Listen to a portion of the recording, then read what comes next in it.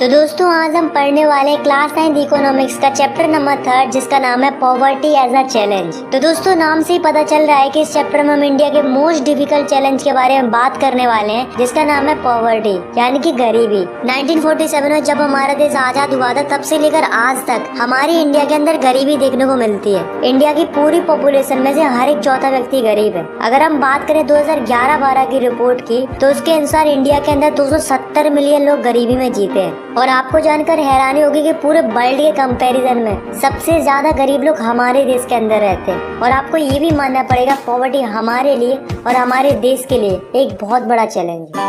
पहले हम बात करते हैं पॉवर्टी की। तो पॉवर्टी की सिंपल सी डेफिनेशन होती है that is poverty is a situation in which person does not able to fulfil their basic needs. मतलब कोई इंसान अगर अपनी बेसिक जरूरतों को ही पूरा नहीं कर पा रहा है तो हम कहेंगे कि वो गरीबी में जी रहा है। फॉर एग्जाम्पल कोई व्यक्ति है जिसके पास खाने के लिए फूड नहीं है, रहने के लिए घर नहीं है, उसके पास पहनने के लिए कपड़े नहीं है, उसके पास पीने के लिए साफ पानी नहीं है, मतलब जो ये सारी बेसिक चीजें होती है उन्हें ही अफोर्ड नहीं कर पा रहा है तो उसे हम पुअर कंसीडर करेंगे। पर एग्जैक्टली हमें पता कैसे चलेगा कि कौन गरीब है और कौन गरीब नहीं है? तो इसके लिए हमारी गवर्नमेंट ने एक सिस्टम सेट करके रखा है, यहाँ पर हम कह सकते हैं क्राइटेरिया सेट करके रखा है that is called poverty line. Hindi में इसका मतलब होता है गरीबी रेखा। अगर हम इसकी डेफिनेशन की बात करें तो poverty line is a method to determine poverty on the basis of their income and consumption level. मतलब हम लोगों की इनकम और उनके कंजप्शन लेवल के बेसिस पर पता कर सकते हैं कि वो गरीब है या नहीं है। अब कैसे पता करेंगे? देखो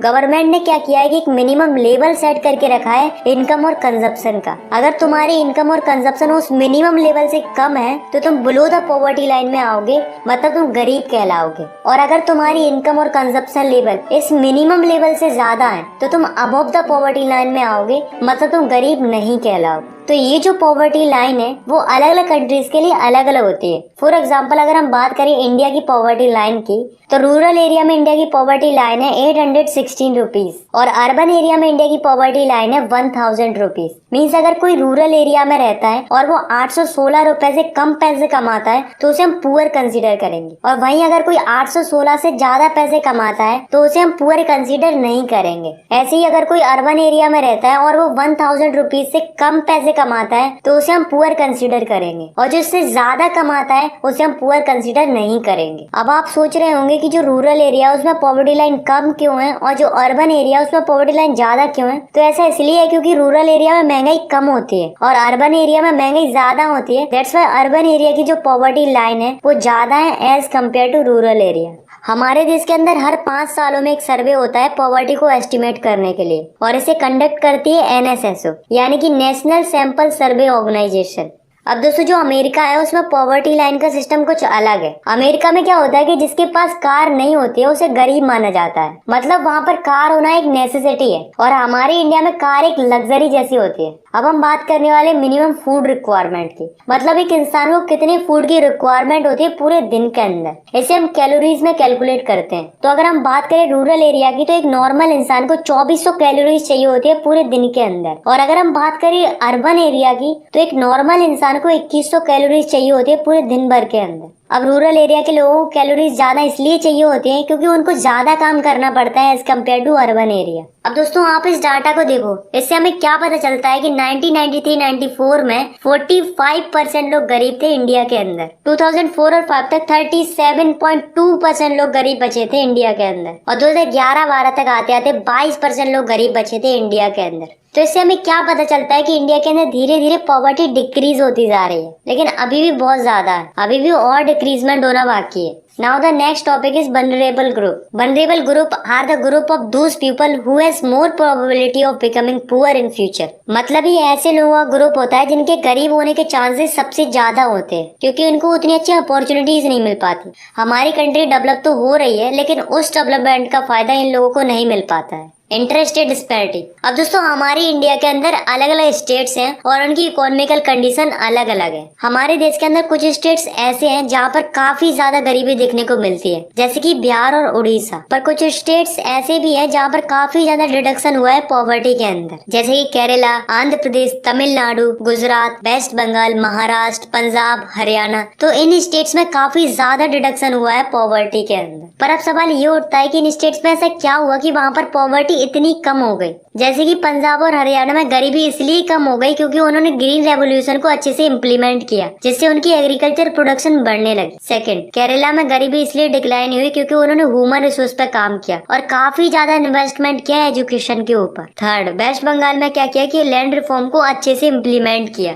फोर्थ, आंध्र प्रदेश और तमिलनाडु में पॉवर्टी इसलिए रिड्यूस हुई क्योंकि वहाँ की गवर्नमेंट ने पब्लिक डिस्ट्रीब्यूशन किया फूड ग्रेन्स का। फिफ्थ, गुजरात और महाराष्ट्र में पॉवर्टी इसलिए रिड्यूस हुई क्योंकि वहाँ पर इकोनॉमिक एक्टिविटीज को बूस्ट किया गया, जैसे कि मैन्युफैक्चरिंग और सर्विस सेक्टर एक्टिविटीज को। Now the next topic is global poverty scenario. अभी हमने देखा कि इंडिया की क्या कंडीशन थी पॉवर्टी को लेकर, लेकिन इस टॉपिक में हम देखेंगे पूरे वर्ल्ड की क्या कंडीशन है पॉवर्टी को लेकर। अब दोस्तों, जो पूरे वर्ल्ड की पॉवर्टी है उसे मेजर करता है वर्ल्ड बैंक। तो वर्ल्ड बैंक के अकॉर्डिंग 1990 में 36% लोग गरीब थे पूरे वर्ल्ड के अंदर, और 2015 में 10% लोग गरीब थे पूरे वर्ल्ड के अंदर। मतलब हम पूरे वर्ल्ड की बात करें तो पॉवर्टी में ड्रास्टिक चेंज आया है, मींस पॉवर्टी में अच्छा रिडक्शन हुआ है। अगर हम बात करें सब सहारन अफ्रीका की तो उसमें 2005 में 51% लोग गरीब थे और 2015 में 41% लोग गरीब बचे थे। इसका मतलब क्या है कि आखिरी 10 सालों में 10% रिडक्शन हुआ है पॉवर्टी के अंदर। ऐसे ही अगर हम बात करें लैटिन अमेरिका की तो उसमें 2005 में 10% लोग गरीब थे और जब 2015 आई तो उसमें मात्र 4% लोग गरीब बचे थे। अब दोस्तों, एक कंट्री है जिसका नाम है चाइना। इसके अंदर पॉवर्टी रिडक्शन बहुत ही रैपिडली हुआ है। 1981 में चाइना के अंदर 88.3% लोग गरीब थे और 2008 आते आते ये आंकड़ा घटकर हो गया 14.7%, और जब 2015 आई तो मात्र 0.7% लोग गरीब थे चाइना के अंदर। मतलब देख रहे हो कहां से कहां पहुंच गई चाइना, मतलब इतना ज्यादा पॉवर्टी रिडक्शन हुआ है चाइना के अंदर।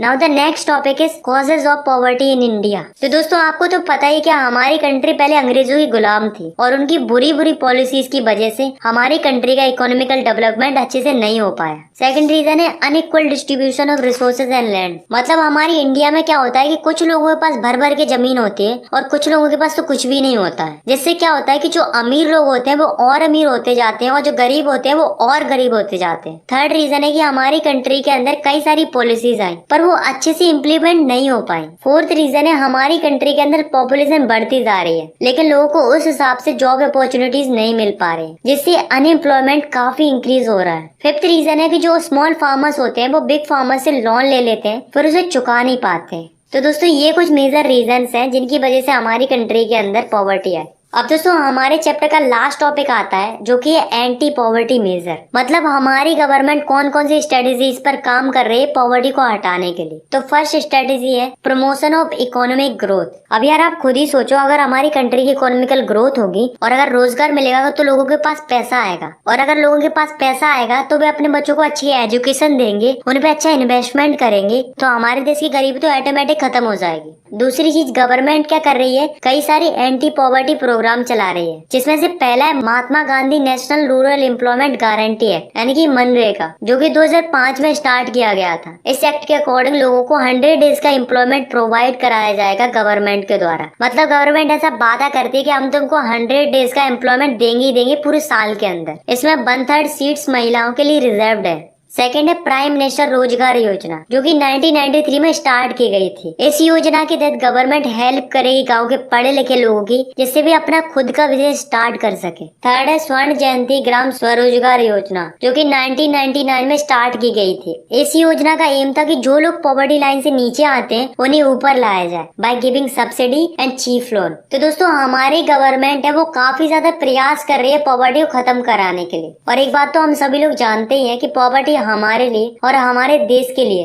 इनफैक्ट पूरे वर्ल्ड के लिए बहुत बड़ा चैलेंज है, और इतने बड़े चैलेंज को खत्म होने में टाइम तो लगेगा ही, बट मैं तो यही चाहूंगा कि पॉवर्टी जल्दी से जल्दी खत्म हो जाए। आई होप आपको ये वीडियो पसंद आई होगी। अगर आपको ये वीडियो पसंद आई तो आप इस वीडियो को लाइक कर सकते हो, और चाहो तो आप इस चैनल को सब्सक्राइब भी कर सकते हो ऐसी क्लास 9 की और भी वीडियोस देखने के लिए। Thanks for watching, take care, bye bye.